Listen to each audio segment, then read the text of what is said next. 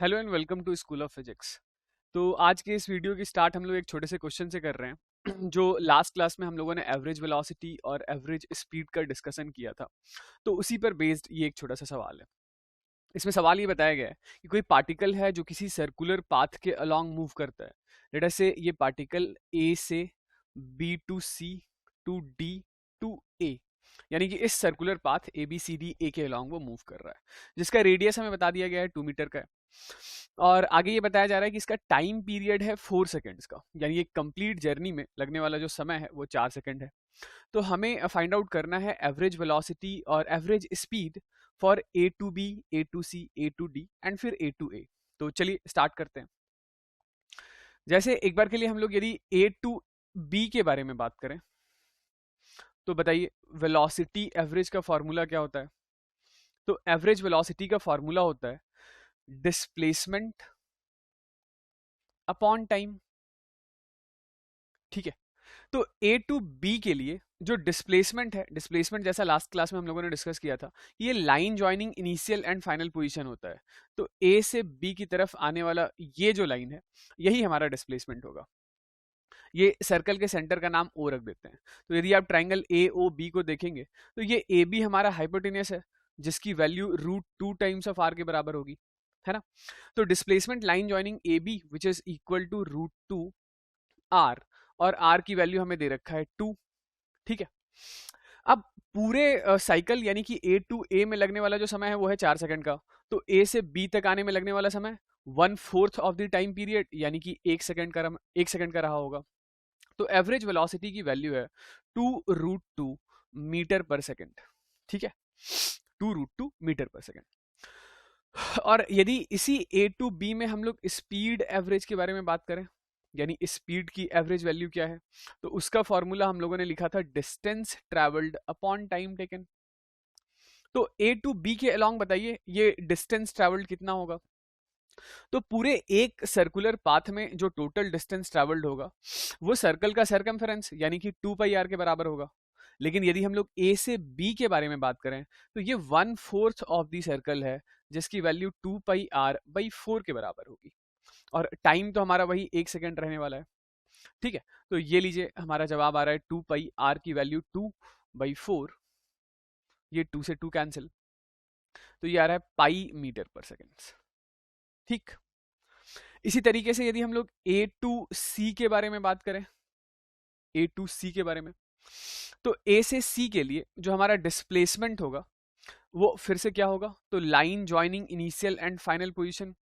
तो ये तो इस सर्कल का डायमीटर है, यानी कि यदि हमें वेलोसिटी की एवरेज वैल्यू लिखनी है तो average value of velocity is displacement which is line joining initial and final position. तो इसकी वैल्यू 2r के बराबर है। ठीक है, डिवाइडेड बाय टाइम टेकन। तो ए से सी तक आने में लगने वाला समय पूरे सर्कुलर पाथ का half of the time period होगा। पूरे सर्कुलर पाथ में लगने वाला समय 4 सेकंड है, तो half of the time period is 2 second. तो ये इसकी वैल्यू हमारे पास आ रही है आर, यानी कि 2 मीटर्स पर सेकंड। अब इसी ए टू सी में यदि आप स्पीड की एवरेज वैल्यू कंप्यूट करें, स्पीड की एवरेज वैल्यू, तो average value of speed is again distance divided by time taken. तो इस ए से सी तक पहुंचने में जो पार्टिकल ने डिस्टेंस ट्रेवल करा है वो half of the circular path है। यदि पूरे सर्कुलर पाथ का सरकमफेरेंस 2πr होता है तो half of the circular path का सरकमफेरेंस 2πr/2 होगा। और लगने वाला समय तो फिर से 2 सेकेंड्स ही होगा। यानी कि अब की बारी हमारा जवाब आ रहा है पाई, रेडियस की वैल्यू है 2/2। तो ये फिर से हमारा वही आंसर आ रहा है पाई मीटर्स पर सेकेंड। ये ठीक है। इसके आगे बढ़ते हैं हम लोग। अब नेक्स्ट अगली बात हमें करनी है ए से डी के बारे में। तो आगे देखिए, ए से D, A to D. A to D में यदि वेलोसिटी की एवरेज वैल्यू आप कंप्यूट करें तो वो फिर से displacement divided by time taken होगा। तो डिस्प्लेसमेंट क्या होता है, line joining initial and final position. तो ये रहा हमारा line joining initial and final position. इसकी वैल्यू कितनी है, तो इसकी वैल्यू दोबारा से √2 आर के बराबर है, क्योंकि इस सर्कल का रेडियस कितना है, आर है। तो ये लीजिए हमारे पास डिस्प्लेसमेंट आ चुका है √2 आर, और टाइम की वैल्यू, क्योंकि ए से बी आने में 1 सेकंड, बी से सी जाने में 1 सेकंड, सी से डी जाने में एक और सेकंड, तो टोटल समय कितना बीत चुका है? जवाब है 3 सेकंड्स। तो इसका आंसर हमारे पास आ रहा है √2, आर की वैल्यू है 2/3, यानी दिस इज 2√2/3 मीटर्स पर सेकेंड। इसी के लिए यदि हम लोग स्पीड की एवरेज वैल्यू कंप्यूट करें, स्पीड की एवरेज वैल्यू, तो इसका जवाब क्या होगा?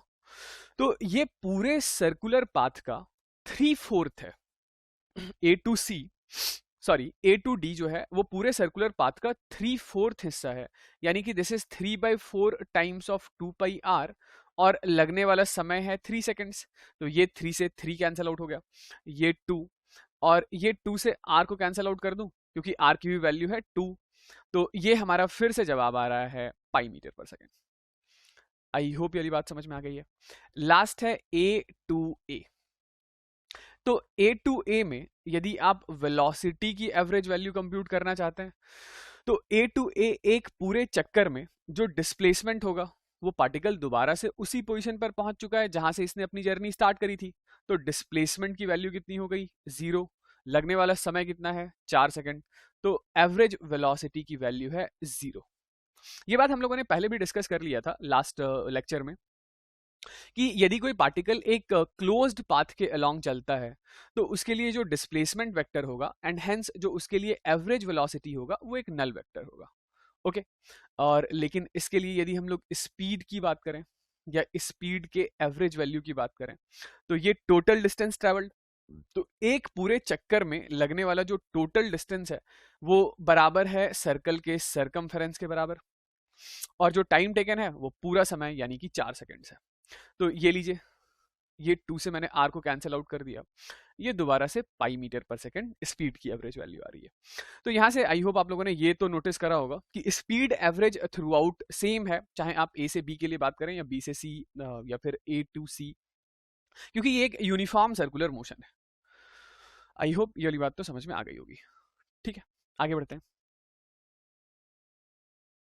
तो चलिए इसके आगे हम लोग बढ़ते हैं अपने अगले टॉपिक पे, जिसका नाम है एक्सेलरेशन।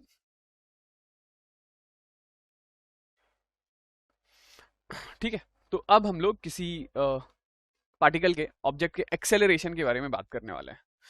तो देखिए, इसको हम लोग इस तरीके से समझ लेते हैं कि ये दोबारा से कोई कार्टेशियन प्लेन ले लिया मैंने, एक्स और वाई एक्सिस। ठीक है, यहाँ पर किसी time t is equal to t1 पर किसी ऑब्जेक्ट की वेलोसिटी इस दिशा में है, इस वेलोसिटी का नाम मैं v1 वेक्टर रख देता हूँ। थोड़ी देर के बाद किसी time t is equal to t2 पर अब इस पार्टिकल की वेलोसिटी इधर की तरफ कहीं हो गई है, जिसका नाम है v2। तो एक्सेलरेशन हम लोग डिफाइन करते हैं as rate of change of velocity, यानी ये जो वेलोसिटी में चेंज है, इस वेलोसिटी के चेंज होने में कुछ समय लगा है, तो वेलोसिटी के चेंज होने की रेट को ही एक्सेलरेशन कहते हैं। यानी मेरे कहने का मतलब है acceleration is rate of change of velocity. ये ठीक है, वेलोसिटी के चेंज होने की रेट। ओके, डिफाइन कैसे करेंगे ये देखिए। तो सबसे पहले मैं ये डिफाइन करने जा रहा हूं कि ये जो time interval t2 minus t1 है, ये एक फाइनाइट टाइम इंटरवल है। ठीक है, तो इस फाइनाइट टाइम इंटरवल में जो वेलोसिटी का बदलाव हुआ है, जो वेलोसिटी का चेंज हुआ है, वो भी एक फाइनाइट वैल्यू का है। तो इसीलिए सबसे पहले हम लोग डिफाइन कर रहे हैं एक्सेलरेशन की एवरेज वैल्यू को, और ये average value of acceleration define किया जाएगा as change in velocity divided by change in time. तो चेंज इन वेलोसिटी से मेरे कहने का मतलब है final velocity minus initial velocity, और चेंज इन टाइम से मेरे कहने का मतलब है t2 माइनस t1। ये लीजिए, इस तरीके से हम लोगों ने क्या डिफाइन कर दिया, तो एक्सेलरेशन की एवरेज वैल्यू। एवरेज आगे जाके हम लोग अभी इंस्टेंटेनियस वैल्यू भी डिफाइन करते हैं, लेकिन एक बार यहां से हम लोग सबसे पहले एक्सेलरेशन रिलेटेड जो भी दूसरी छोटी मोटी बातें हैं वो कर लेते हैं। पहली बात, इसकी एसआई यूनिट क्या होगी बताइए। तो इसका एसआई यूनिट, ऊपर तो हम लोगों ने लिखा है वेलोसिटी, यानी वेलोसिटी के लिए हो गया मीटर पर सेकंड, और नीचे एक और ये चेंज इन टाइम के लिए सेकंड, तो एसआई यूनिट है मीटर पर सेकंड स्क्वायर। इसका डायमेंशन क्या होगा, तो डायमेंशन होगा मीटर के लिए l और टाइम के लिए t⁻⁻²। एक्सेलरेशन एक वेक्टर क्वांटिटी है, ठीक है। कौन सी क्वांटिटी है? Vector quantity. तो यदि ये वेक्टर क्वांटिटी है तो इसकी डायरेक्शन कहाँ होगी? तो ये सुनिए कि एक्सेलरेशन वेक्टर की डायरेक्शन हमेशा चेंज इन वेलोसिटी के अलोंग होता है, यानी जिस दिशा में वेलोसिटी का चेंज हुआ है उसी दिशा में एक्सेलरेशन वेक्टर होता है। तो इसको मैं लिख रहा हूं अलोंग चेंज इन वेलोसिटी।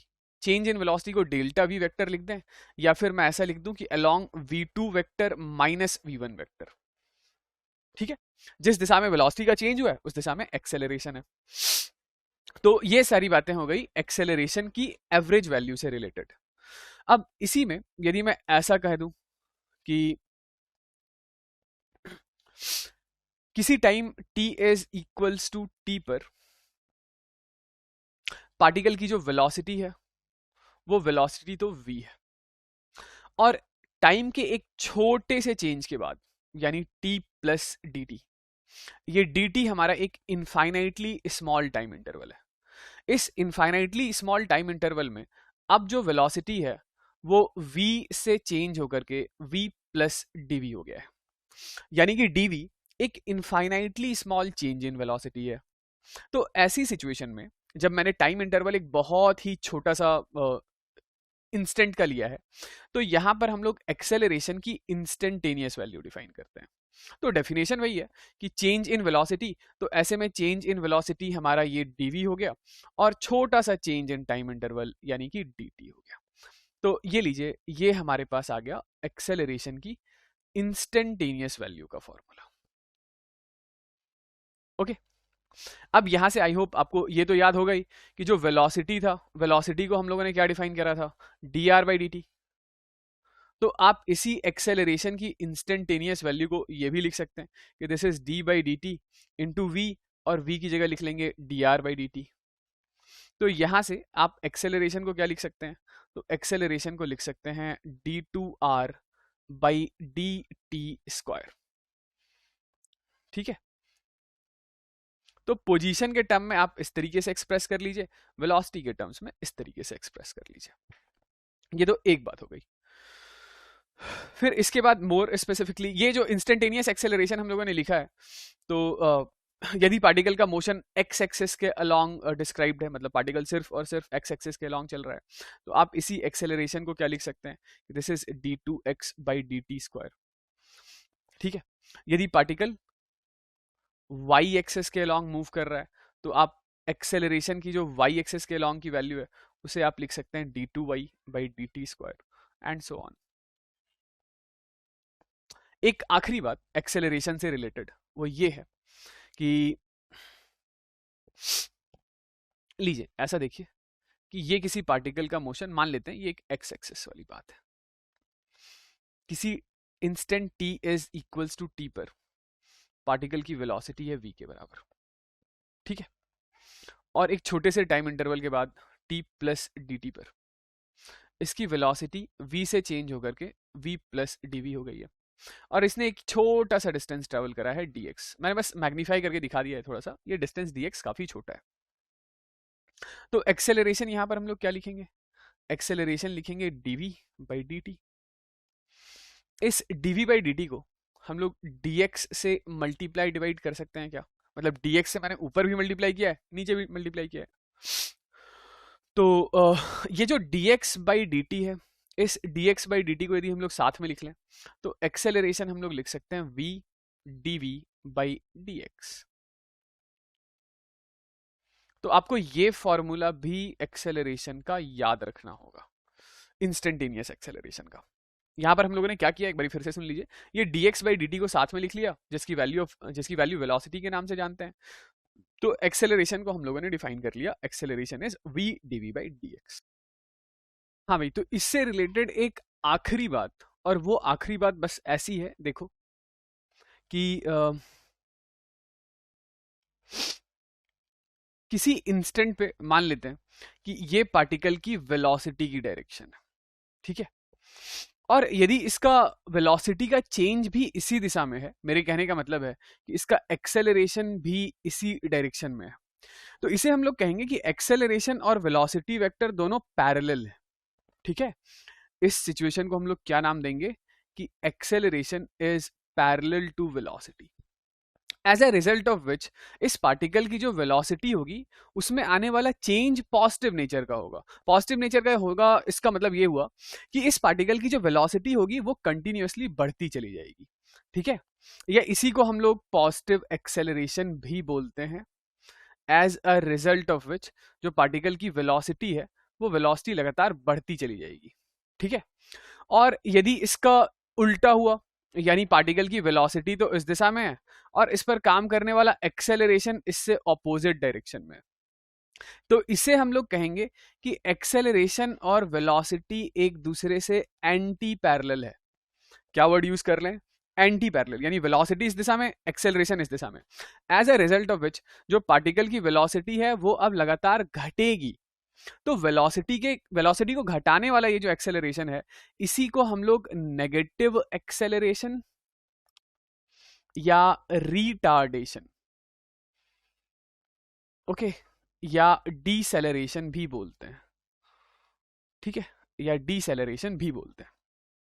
तो आप नेगेटिव एक्सेलरेशन, रिटार्डेशन या डिसेलरेशन बोलिए, या ऐसा समझ लीजिए कि वेलोसिटी और एक्सेलरेशन एक दूसरे से ऑपोजिट डायरेक्शन में, यानी कि एंटी पैरेलल है, वो एक ही बात है। आई होप ये वाली बात ठीक है। तो चलिए अब इसके बाद हम लोग फटाफट से करते हैं कुछ छोटे मोटे प्रॉब्लम्स। ठीक है, तो ये लीजिए, यहाँ पर हमारे पास एक प्रॉब्लम है बेस्ड ऑन एक्सेलरेशन। तो सबसे पहले क्वेश्चन को देखकर एक बार स्क्रीन को पॉज कर लीजिए, खुद से बनाइए और फिर सॉल्यूशन देखिए। मैं बनाना स्टार्ट कर रहा हूं कि एक ऑब्जेक्ट है जो ट्रैवल कर रहा है ईस्ट की तरफ, कितनी वेलोसिटी से? 36 किलोमीटर पर आवर से, और वो लेफ्ट टर्न लेता है और फिर अपनी स्पीड इंक्रीज कर लेता है टू 54 किलोमीटर पर आवर, और ऐसा करने में लगने वाला जो समय है वो है 5 सेकंड का। तो आपसे पूछा जा रहा है एक्सेलरेशन बताओ इस टाइम ड्यूरेशन के अंदर। ठीक है, ये देखिए, ये है ईस्ट वाली डायरेक्शन, ये होता है वेस्ट, ये ऊपर की तरफ है हमारे पास नॉर्थ, और नीचे की तरफ है साउथ। तो पार्टिकल पहले इधर की तरफ जा रहा है, इधर की तरफ जो जा रहा है तो उसकी इनिशियल वेलोसिटी कितनी है? 36 किलोमीटर पर आवर है। किलोमीटर पर आवर को हम लोग मल्टीप्लाई कर देते हैं 5/18 से। ठीक है, तो ये 2, यानी शुरुआत की जो वेलोसिटी है वो है 10 मीटर पर सेकंड। तो मैं यहां लिख रहा हूं इनिशियल वेलोसिटी कितना है? 10 मीटर पर सेकंड। एक काम करते हैं, ये जो एक्स एक्सिस वाली डायरेक्शन है उसको हम लोग ईस्ट की तरफ मान लेते हैं, यानी ईस्ट की दिशा में एक यूनिट वेक्टर आई कैप असाइन कर देते हैं। ठीक है, तो ये जो वेस्ट वाली डायरेक्शन होगी वो माइनस आई कैप होगा। ऊपर जो नॉर्थ वाली डायरेक्शन है इसको वाई एक्सिस के इक्विवेलेंट मान लेते हैं, तो हम लोग इस दिशा में एक यूनिट वेक्टर असाइन कर देते हैं जे कैप। तो ये शुरुआत वाली वेलोसिटी चूंकि ईस्ट की तरफ डायरेक्टेड है तो इसीलिए मैं इसे लिख लेता हूं 10 मीटर पर सेकंड आई कैप। ओके, फिर इसके बाद इसने क्या किया है? तो इसने मारा है लेफ्ट टर्न। ठीक है, ये शुरुआत में इधर जा रहा था और फिर ये लेफ्ट टर्न मारकर इधर जा रहा है। तो जो फाइनल वेलोसिटी है उसकी वैल्यू दे रखी है कितना? 54 किलोमीटर पर आवर। तो अगेन 54 इंटू 5/18 कर देते हैं। ठीक है, ये लिख लीजिएगा कि 1 kilometre per hour is 5/18 metre per second होता है। ओके, ये कन्वर्जन है। तो ये 18 से 3 टाइम्स में, तो ये आ गया हमारे पास 15 मीटर पर सेकेंड। तो यहां से मैं क्या लिखूंगा कि जो फाइनल वैल्यू ऑफ वेलोसिटी है वो है 15 मीटर पर सेकेंड, लेकिन इसकी जो डायरेक्शन है वो यहाँ से ये लेफ्ट टर्न मारने के बाद अब जो वेलोसिटी है वो नॉर्थ की तरफ डायरेक्टेड हो चुकी है, और नॉर्थ की तरफ यूनिट वेक्टर हम लोगों ने क्या असाइन किया है बताइए? जे कैप। ये ठीक है, तो जो एक्सेलरेशन हम लोगों ने लिखा है, acceleration is equals to v final minus v initial divided by time taken. तो वी फाइनल की जगह हम लोग लिख रहे हैं 15 j cap, minus v initial की जगह लिख रहे हैं 10 आई कैप, लगने वाला समय है 5। ठीक है, तो आप इसी चीज को लिख सकते हैं, this is 3 J cap minus 2 I cap, यानी कि ये लीजिए एक्सेलरेशन का हमारा जवाब आ गया -2 आई कैप प्लस 3 जे कैप। ये एक्सेलरेशन है। तो जरा सा एक बार के लिए इस एक्सेलरेशन को हम लोग रिप्रेजेंट कर लेते हैं, जरा इसको देखिएगा कि इस एक्सेलरेशन की डायरेक्शन कहाँ है, अब उसके बारे में बात कर रहे हैं। तो एक्सेलरेशन है -2 i कैप। -2 i कैप कहने का मतलब है ये इधर की तरफ एक्सेलरेशन हो गया 2। अच्छा, यूनिट क्या हो जाएगा, metre per second square. Sorry, मैं यूनिट लिखना भूल गया था। तो एक्सेलरेशन आ गया ये -2 i कैप का रिप्रेजेंटेशन इधर, और 3 j कैप यानी कि ये इधर। ठीक है। तो यदि एक्सेलरेशन के मैग्नीट्यूड के बारे में बात करें, तो मैग्नीट्यूड ऑफ एक्सेलरेशन इज 2 का स्क्वायर 4 प्लस 3 का स्क्वायर 9, यानी magnitude of acceleration is √13 metre per second square. और डायरेक्शन कहाँ है, ये इधर की तरफ। This is acceleration which is √13 metre per second. ठीक है। यदि आपको एक्सेलरेशन का डायरेक्शन बताना है, तो आप डायरेक्शन चाहे इस एंगल को बता दीजिए, जैसे इसका नाम रख लेते हैं थीटा। तो यहाँ पर tan थीटा की वैल्यू कितनी हो जाएगी, tan theta is equal to perpendicular upon base, यानी theta is equal to tan inverse of 3/2। और इस डायरेक्शन का नाम क्या रखेंगे, देखिए ये था ईस्ट, ये था हमारा वेस्ट, ये नॉर्थ है और ये साउथ है। तो theta is equals to tan inverse of 3/2 north of west. North of west बोल लीजिए, या आप चाहें तो इस एंगल को भी कंप्यूट कर सकते थे। इस एंगल का नाम हम लोग फाई रख देते हैं। तो आप ये एंगल यदि फाई कंप्यूट करते तो आप क्या लिखते कि tan phi is equal to, ये परपेंडिकुलर अपॉन बेस, परपेंडिकुलर है 2, बेस है 3, तो फाई की वैल्यू आ रही है tan इनवर्स ऑफ 2/3। और इस डायरेक्शन को क्या बोलते, इसे कहते वेस्ट ऑफ नॉर्थ। तो ये लीजिए भाई, ये एक्सेलरेशन का मैग्नीट्यूड है, ये एक्सेलरेशन का वेक्टर फॉर्म है, और ये एक्सेलरेशन की डायरेक्शन है। तो ये लीजिए एक और सवाल करते हैं, जो बेस्ड है इंस्टेंटेनियस वेलोसिटी और इंस्टेंटेनियस एक्सेलरेशन के कैलकुलेशन पर। आपको बताया जा रहा है कि किसी पार्टिकल का जो पोजीशन है वो as a function of time दे रखा है, जो कि है 4 नहीं 80 प्लस 4b t³। यहाँ पर a और b कॉन्स्टेंट्स हैं। आपसे पूछा जा रहा है कि acceleration as a function of time बताओ और velocity as a function of time बताओ। तो चलिए शुरू करते हैं। Velocity as a function of time कहने का मतलब है वेलोसिटी की इंस्टेंटेनियस वैल्यू हमें बतानी है। वेलोसिटी की इंस्टेंटेनियस वैल्यू इज dx/dt, यानी कि rate of change of instantaneous position. तो इस चीज को हम लोग लिखेंगे दिस इज d/dt, और x की ये जो भी वैल्यू दे रखी है यानी कि 80 प्लस 4b t³। तो इसे ही हमें डिफ्रेंशिएट करना है, यानी हमें करना है d/dt of 80 plus d/dt of 4b t³। तो 80 का डिफ्रेंशिएशन टाइम के रेस्पेक्ट में, एक कांस्टेंट है जो कि बाहर आ जाएगा। ठीक है, तो 80 का डिफरेंशिएशन हो गया a। दूसरा, ये 4b हमारा कांस्टेंट है, वो बाहर आ गया। t³ का differentiation is 3 times of t raise to the power 3 - 2, यानी कि 2। यहां पर हम लोगों ने कौन सा डिफरेंशिएशन का फॉर्मूला यूज किया है, तो मैं वो भी लिख देता हूं, जैसे d/dx of x raise to the power n। तो इसका फॉर्मूला हम लोग लिखते हैं n times of x raise to the power n-1। ठीक है। तो ये लीजिए, ये हमारे पास वेलोसिटी का एक्सप्रेशन आ चुका है कि velocity is equal to a plus 12b t²। ठीक है, ये वेलोसिटी है। इस वेलोसिटी से यदि हमें एक्सेलरेशन निकालना होगा, तो एक्सेलरेशन डिफाइन किया जाता है एज dv/dt। ठीक है, यानी एक्सेलरेशन को हम लोग लिख सकते हैं d/dt of a plus 12b t²। तो ये देखिए इसका डिफरेंशिएशन कितना हो जाएगा। पहले a को डिफरेंशिएट करेंगे, तो a तो हमारा कांस्टेंट है, कांस्टेंट का डिफरेंशिएशन कितना 0, प्लस ये 12b जो कि कांस्टेंट है उसको हम लोगों ने बाहर निकाल लिया, और t² का डिफरेंशिएशन सेम फॉर्मूले से ये 2 बाहर आ गया, t raise to the power 2 - 1। यानी एक्सेलरेशन का एक्सप्रेशन आ रहा है 12 इंटू 2 24। एक्सेलरेशन की वैल्यू आ रही है 24 बी टी। ठीक है, ये लीजिए, ये एक्सेलरेशन भी आ गया, ये वेलोसिटी भी आ गया।